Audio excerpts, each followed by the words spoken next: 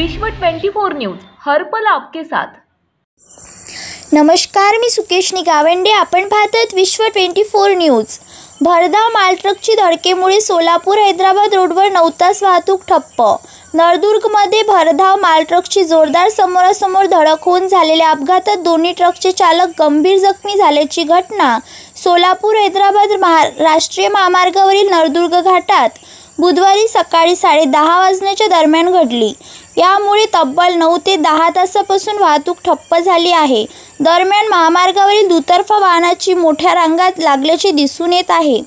सोलापूरहून हैदराबादकडे तूरडाळ घेऊन जाणारा ट्रक क्रमांक KA 32 C2611 हा महामार्गावरील नळदुर्ग शहरातील घाटात हनुमान मंदिराजवळ आला असता विरुद्ध दिशेने म्हणजे हैदराबादहून नळदुर्ग मार्गे गुजरातकडे साडीचे धान्य घेऊन जाणारा ट्रक क्रमांक GJ 36 V3555 यांच्या समोरासमोर जोरदार धडक होऊन अपघात झाला।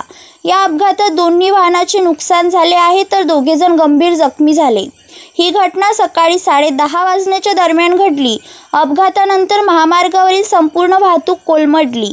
घटनास्थळी नळदुर्ग महामार्ग पोलीस केंद्राचे सहाय्यक पोलीस निरीक्षक UT राठोड, पोलीस उपनिरीक्षक हनुमंत कवले, नळदुर्ग पोलीस ठाण्याचे सहाय्यक पोलीस निरीक्षक सिद्धेश्वर गोरे, सुधीर मोटे, पिराजी तायवडे आदींसह पोलीस कर्मचारी वाहतूक सुरळीत करण्याचे शर्थीचे प्रयत्न केले। रस्ता मोकळा करण्यासाठी सुरुवातीस एका क्रेनने काम सुरू केले। तुळजापूरहून दुसरा क्रेन मागवण्यात आले। तब्बल 9 तासानंतर वाहन काढण्यास पोलिसांना यश आले। दरम्यान परप्रांतातील वाहन चालक व प्रवासी अडकून पडले।